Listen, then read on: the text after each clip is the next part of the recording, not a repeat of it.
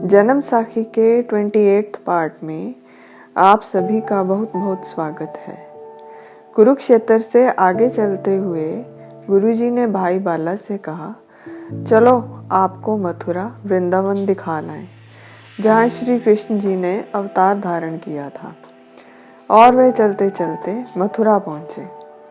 वहाँ पर गोवर्धन पर्वत को देखकर भाई बाला ने गुरुजी से प्रश्न किया, यहाँ पर यह अकेला पर्वत है, आसपास और कोई पर्वत नहीं, यह यहाँ कैसे आया? तो गुरुजी ने उत्तर दिया, त्रेता युग में जब श्री रामचंद्र जी ने समुद्र पर पुल बनाना शुरू किया तो उन्होंने सभी वानरों को आज्ञा दी कि जहाँ पर पर्वत है उसे उठा लाओ।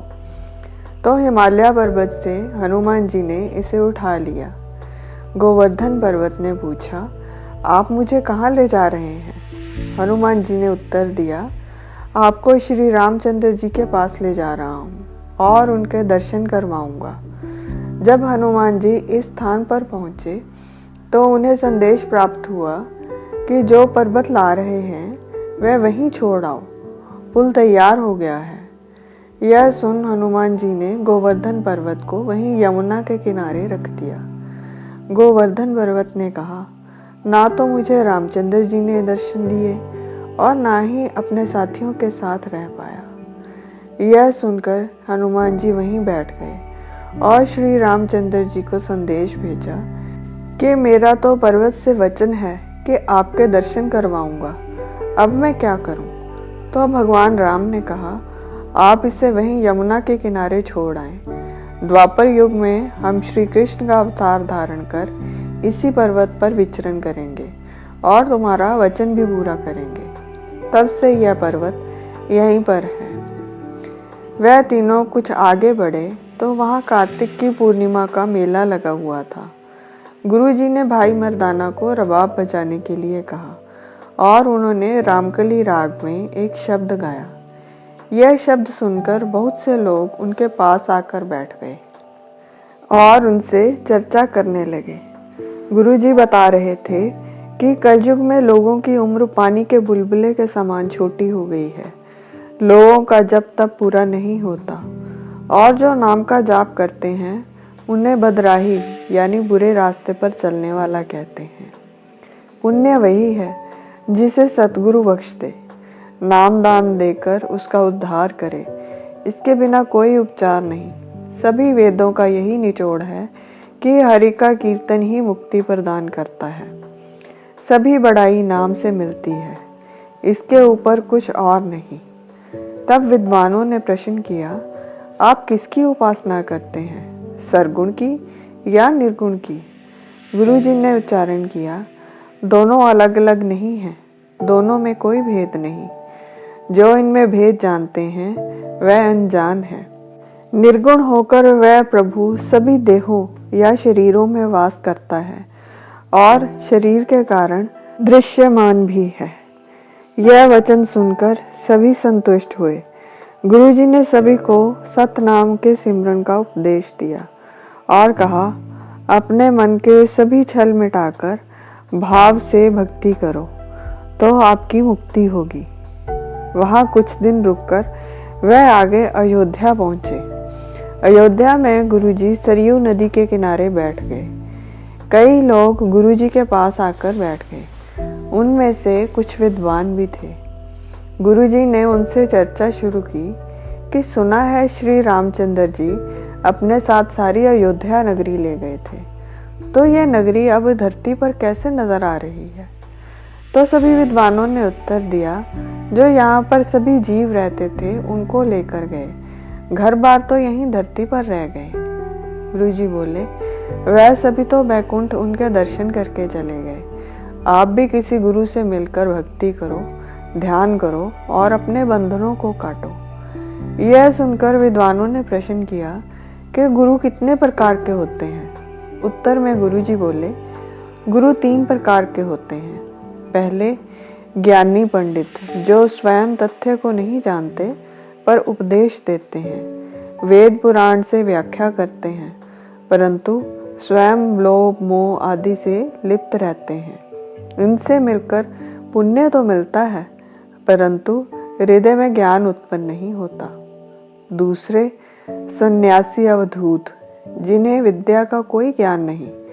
अगर दैव योग से इन्हें कोई संत सतगुरु मिल जाए तो इनमें ज्ञान उत्पन्न हो जाता है, मोह मिट जाता है, परंतु यह किसी और को मुक्त नहीं करवा सकते। ठीक वैसे ही जैसे पानी में लाठी स्वयं तो तैर सकती है, परंतु किसी और को पानी में नहीं तैरा सकती। तीसरे पवित्र महापुरुष होते हैं जो सभी विद्याओं में निपुण होते हैं। उनसे मिलकर मनुष्य को सहजता से मुक्ति मिल जाती है, बिल्कुल वैसे ही जैसे नौका मनुष्य को नदी के उस पार पहुंचा देती है। वहां उपस्थित सभी विद्वानों ने यह सुनकर गुरुजी से विनम्रता पूर्वक अपना शिष्य बनाने के लिए प्रार्थना की। तो गुरुजी ने उपदेश दिया, सारे जग को मिथ्या समझो और सतनाम का जाप करो। फिर वह काशी की तरफ बढ़ गए। काशी में गुरुजी गंगा किनारे बैठ गए। वहाँ के विद्वानों ने उनकी वाणी सुनी तो उनके पास चले गए।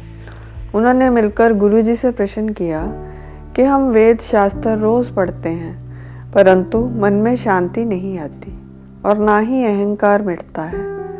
गुरुजी ने उत्तर दिया, जब अंदर विषय विकार और लालसा रहती है तो शांत बुद्धि बाहर खड़ी रहती है। पढ़ना सुनना तो एक दिखावा है। जो मन के रसों में फंसे रहते हैं उन्हें नाम का रस नहीं आता। फिर बताया, पढ़ना दो प्रकार का होता है। पहला, जैसे कुशल योद्धा जो अपने शरीर को बचाकर रखता है और कोई घाव नहीं होने देता। उसी प्रकार ज्ञानी जो पढ़ते हैं वैसे ही आत्मा को मन के विचारों के प्रहार से बचाकर रखते हैं। दूसरे, जो जीविका के लिए शास्त्र पढ़ते हैं लेकिन उन शब्दों पर अमल नहीं करते और काम क्रोध लोभ मोह अहंकार आदि उन पर निरंतर प्रहार करते रहते हैं। गुरु का शब्द एक शस्त्र है जो नित्य ही इनके प्रहार को काटता रहता है, जिससे मुक्ति प्राप्त होती है। तो उनमें से एक विद्वान ने पूछा, काशी के लिए वेदों में लिखा है कि कोई कैसा भी पुण्य पापी जीव इस नगरी में शरीर त्यागता है तो शिवपुरी को प्राप्त होता है, क्योंकि अंत समय महादेव तारक मंत्र राम नाम उस जीव के कान में सुनाई देते हैं। गुरुजी ने उत्तर दिया, सुनो पंडित जी, परमेश्वर का नाम ऐसा है जो कोई भी इसे सुनता या सुनाता है तुरंत मुक्त करता है। कबीर जी भी अपने अंत समय में काशी छोड़कर मगहर चले गए थे, जहाँ के लिए प्रसिद्ध था कि यहाँ मरने वाला व्यक्ति अगले जन्म में गधा बनता है। वह वहीं सत्संग करते थे और वहीं उनकी मुक्ति हुई। उस परमेश्वर का नाम तारक है, काशी नगरी मुक्त नहीं करती। यह शक्ति केवल हरि के नाम में है। तो फिर उस विद्वान ने पूछा, हरि के नाम तो अनेक हैं, पर मुक्त कौन सा नाम करता है? गुरुजी ने उनकी शंका का निवारण करते हुए कहा, जैसे नदी के प्रवाह में अनेक नाव होती हैं, मुसाफिर जिस किसी एक नाव में सवार हो जाए वह उसे पार लगा देती है, वैसे ही ईश्वर के सभी नाम मुक्ति देने वाले होते हैं, परंतु जो नाम किसी पूर्ण गुरु से प्राप्त हो वही मुक्ति देने वाला है। फिर सभी विद्वान संतुष्ट हुए और गुरुजी के शिष्य बन गए। गुरुजी उनको नाम का उपदेश देकर आगे चल दिए। आज के लिए बस इतना ही, फिर मिलेंगे अगली वीडियो में। तब तक के लिए विदा। अनजाने में हुई किसी भी भूल के लिए हृदय से क्षमा, और मेरी इस वीडियो को देखने के लिए आप सभी का बहुत बहुत धन्यवाद।